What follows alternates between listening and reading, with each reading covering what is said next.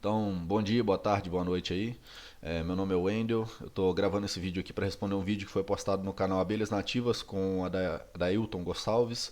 E esse vídeo foi gravado pelos professores Murilo, Antônio, Elder e Vander. E eu vou tentar responder aqui como um meliponicultor que se sentiu assim não exatamente representado. Faltou, acho que um meliponicultor ali, um grande criador, né? Faltou ali um canal grande no YouTube, alguém que poderia ter sido convidado para participar dessa conversa.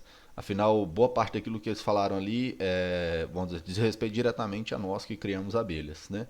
Uh, Meu nome é Wendel, né? Eu sou estudante de engenharia agronômica na Universidade Federal de Viçosa, sou monitor de entomologia, mas não estou aqui falando como estudante ou pesquisador, estou falando aqui como meliponicultor, tá? Eu queria colocar assim algumas coisas para iniciar o vídeo. A primeira delas que eu queria dizer assim, é triste, é lastimável, assim, não tem nada que dê para expressar o quão ecologicamente ruim é você ter que esperar às vezes 30, 40, 50 anos para uma árvore crescer, ter um oco ali dentro dela que vai ter a capacidade de comportar, né, uma abelha que vai poder enxamear ali dentro, para depois vir um meleiro e cortar essa árvore para retirar aquela colônia e vender por qualquer valor.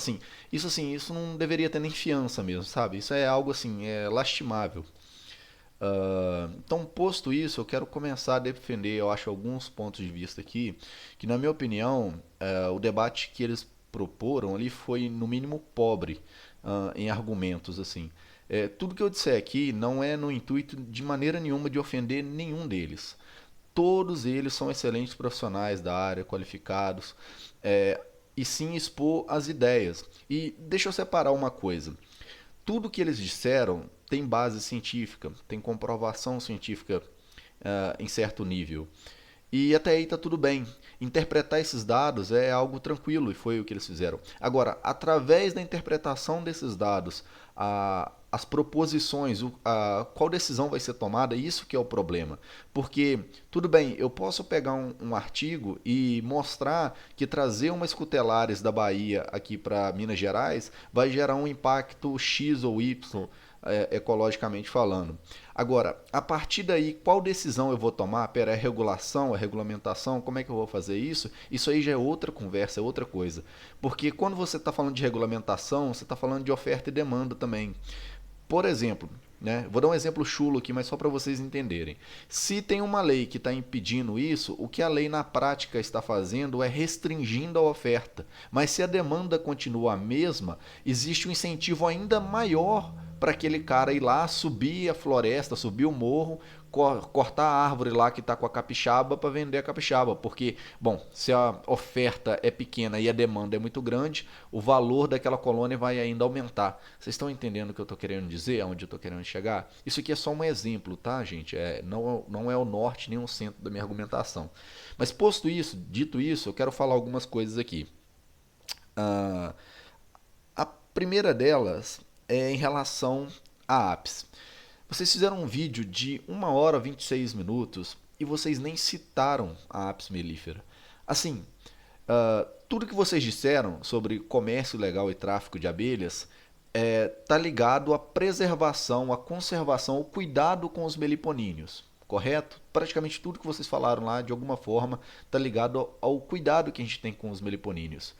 E aí a gente trouxe para cá, né, alguns séculos atrás, em 1800 e alguma coisa, a gente trouxe a apis europeia, em 1956 a gente introduziu a africana, criou-se esse híbrido africanizado extremamente resistente, robusto, bom produtor de mel, mas que assim é competitivamente muito superior aos nossos meliponíneos. Uma colônia de apis às vezes vai ter mais de 10 vezes a quantidade de indivíduos que tem uma colônia de meliponíneos. As colônias de apis elas são muito generalistas. As abelhas africanizadas elas visitam uma gama de flores muito maior, então elas conseguem muito mais recurso, muito mais alimento. E isso é convertido em mais enxameações.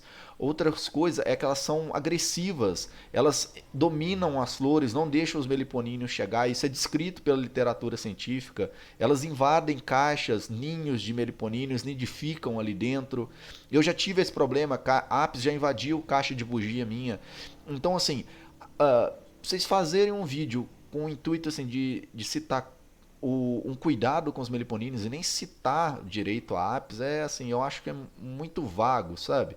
Porque eu vou expor aqui outras coisas que causam prejuízo aos meliponíneos muito maior do que esse suposto comércio ilegal que vai destruir aí a nossa fauna nativa.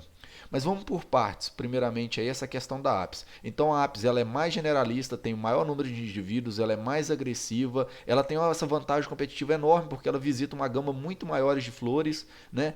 Ou seja, ela chameia mais, ganha mais espaço no ecossistema ainda. E ninguém fala nada de apis. Ou seja, eu posso trazer lá, por exemplo, uma compresses lá do Maranhão para Minas Gerais. Supostamente isso ia ter um dano ecológico muito grande aqui. Mas o apicultor aqui do lado da minha casa, ele pode botar 100 caixas de apis aqui a 500 metros da minha casa, sugar todo o recurso floral num raio de 3, 4 quilômetros. E os meliponíneos? Como é que eles ficam nessa história? Não, aí não tem problema, não tem nada que vá regular, que tá. Então, se a intenção é preservar os meliponíneos, deixa eu falar para vocês algumas coisas que podem ajudar.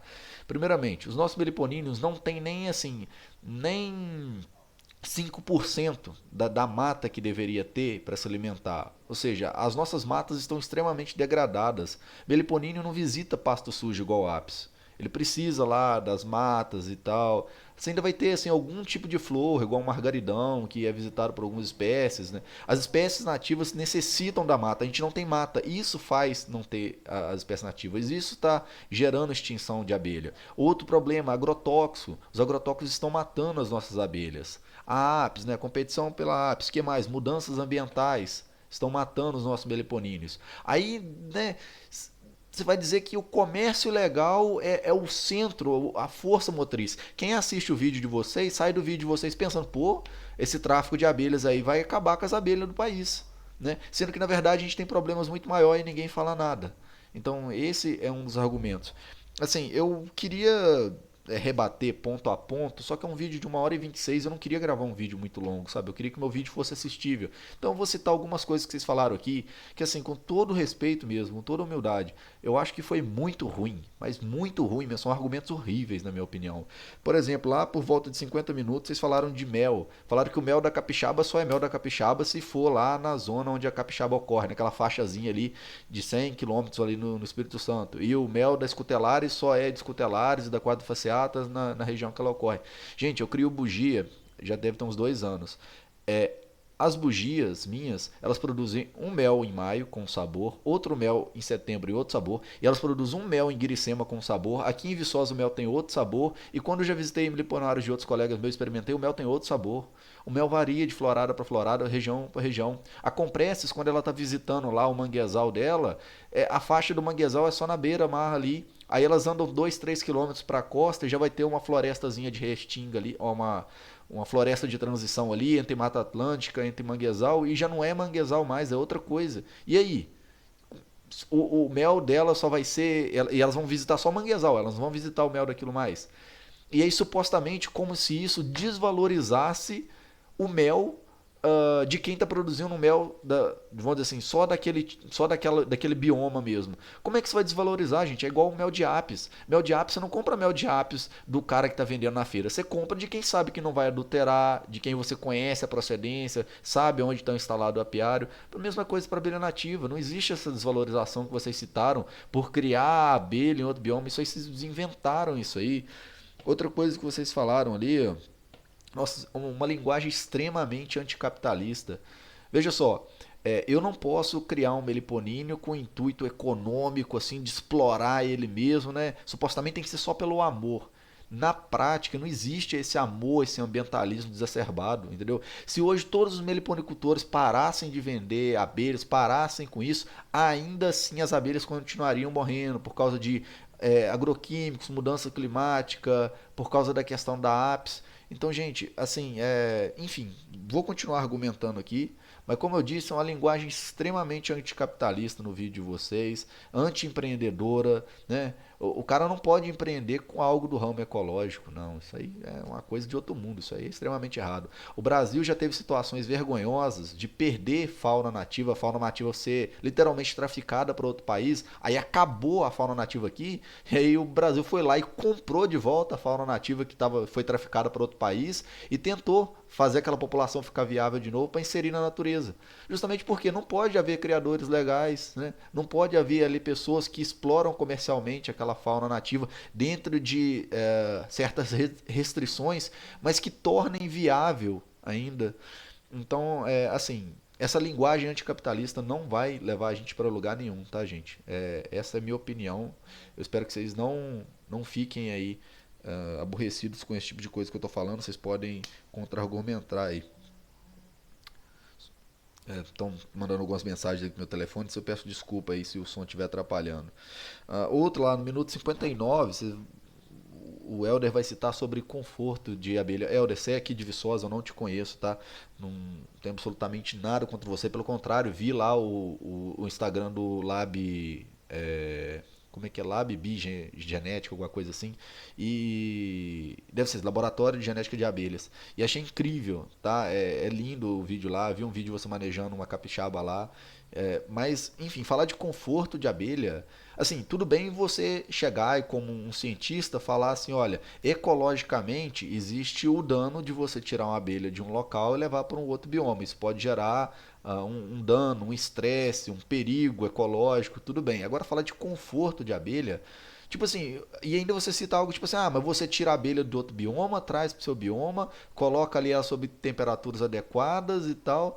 A gente faz isso com tudo, cara. Você vai pra Europa, você vai passar frio? Não. Você vai pra Europa, você vai pegar e vai ficar num lugar climatizado, você vai comer a comida que tiver de melhor.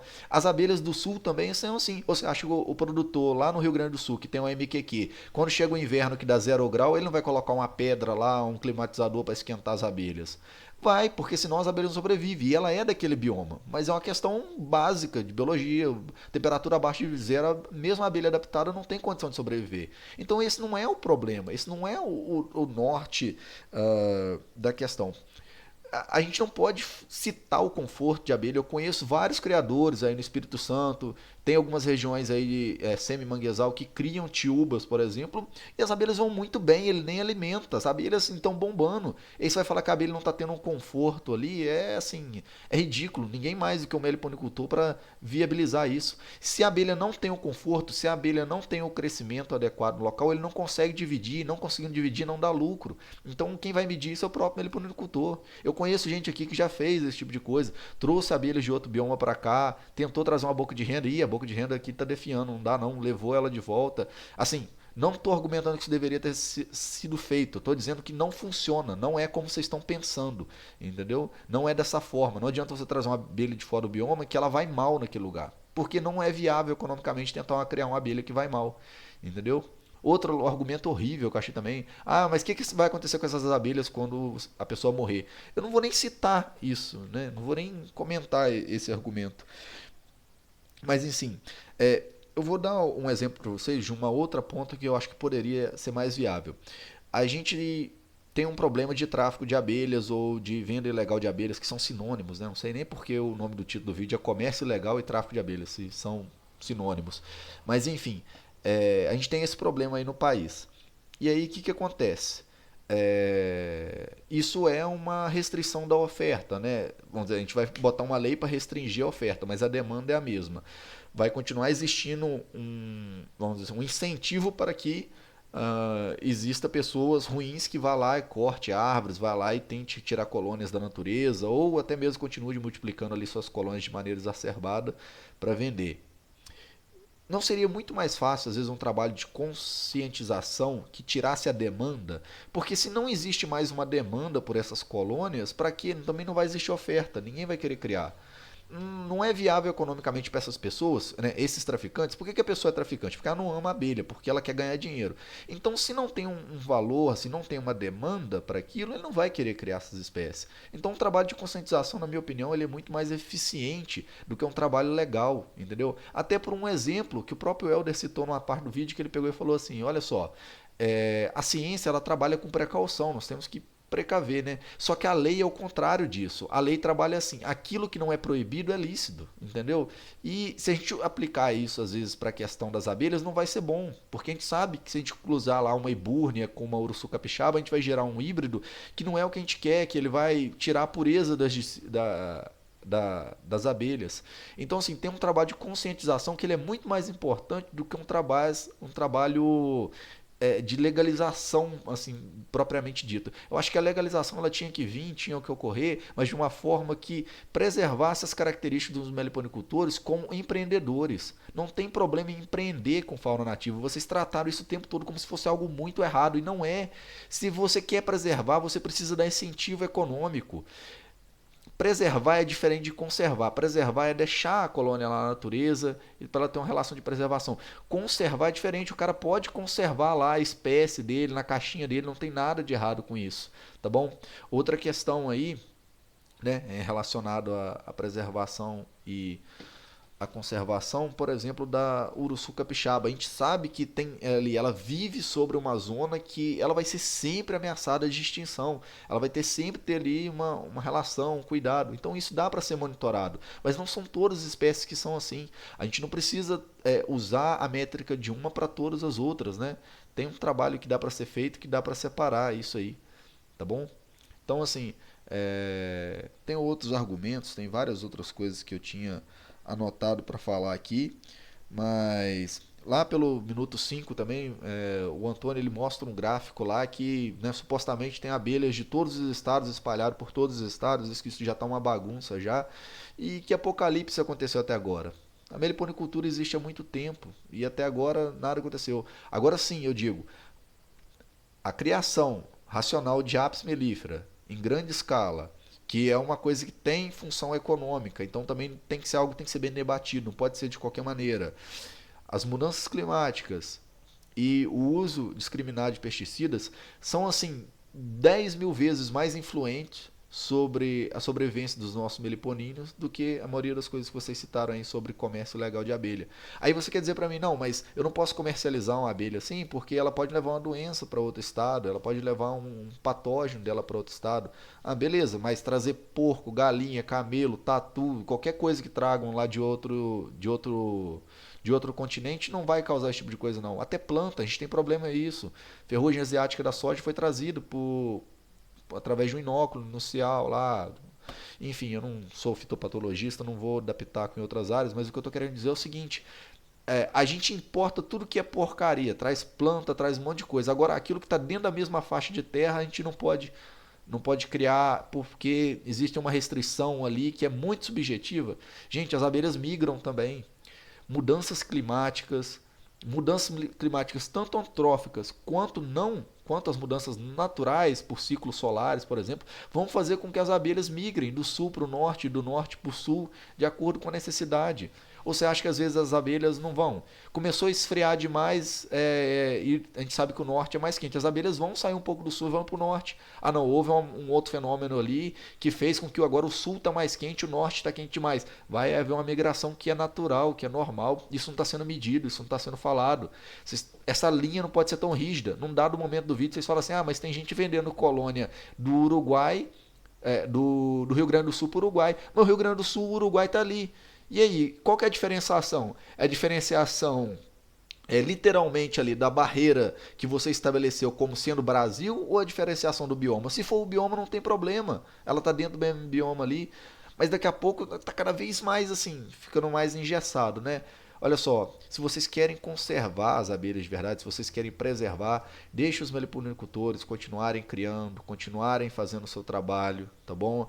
De fato, existem abelhas que têm essa questão da hibridização que precisa ser monitorada, uma legislação sobre isso seria muito interessante, mas mais do que isso, se vocês se preocupam de fato com os meliponíneos, além disso ainda, a gente tem que ver como que a gente vai fazer com a apis, como que a gente vai fazer com as mudanças climáticas e com a aplicação de agrotóxicos, né? E a falta de mata também, que é claro que isso aí é de longe o que mais afeta os nossos meliponíneos. Ah, mais uma coisa que eu estava até esquecendo aqui. Não, minto. Acho que era só isso que eu tinha para falar por enquanto. Se eu lembrar de mais alguma coisa, eu vi que vocês gravaram dois vídeos, o vídeo de o segundo lá respondendo algumas perguntas, mas não houve ninguém lá para se posicionar. Então eu estou gravando aqui o meu vídeo respeitosamente aí a cada um de vocês. Espero que vocês entendam o meu argumento. Caso vocês queiram fazer uma tréplica, ah, vai ser um prazer para mim também, tá bom? Fico por aqui. Meu Instagram tá aí na descrição, caso vocês queiram fazer algum contato comigo. Em especial o professor Helder. É um prazer, professor, não te conhecia ainda. Espero poder encontrar com você aí na UFV alguma hora. Eu estou sempre no apiário ali. Inclusive, vou contar uma história interessante. Antes da pandemia, no apiário ali, nós tínhamos 12 caixas de mandaçaia. Muitos anos atrás, muito antes de eu ir para Viçosa, dizem que tinha muito mais. Tem alguns buracos nas paredes ali do apiário, era tudo quadrifaciata. Aí veio a pandemia e ninguém cuidou, ninguém alimentou mais as mandaçaias. E hoje tem uma mandaçaia que está lá viva, porque eu cheguei e ainda estou alimentando ela. Se pá que ela já estaria morta se a gente não estivesse cuidando lá. Por que as mandaçaias morreram? Será que foi competição com Mirim e com Jataí, que tem lá também? Ou foi a competição com as apes? E foi o frio? Gente, assim, não tem nenhuma espécie introduzida ali. Se eu tivesse falado que morreu duas ou três mandaçaias, é normal. Mas o que eu tô vendo ali é que quando você coloca muita caixa de apis, você tira alimentação, falta alimentação para os nossos meliponíneos. E ali tem caixas de apis em volta, tem pelo menos umas 30 caixas ali em volta do apiário. A mandaçaia e a apis têm tamanhos semelhantes, vão forragear flores semelhantes. Então, pessoal, assim, a discussão de vocês ela tem seu valor, tem a sua importância, mas no meu ver, hoje na meliponicultura tem assuntos que são muito mais relevantes, muito mais importantes e que afetam muito mais a comunidade, tá bom? Fico por aqui, um abraço para todos vocês.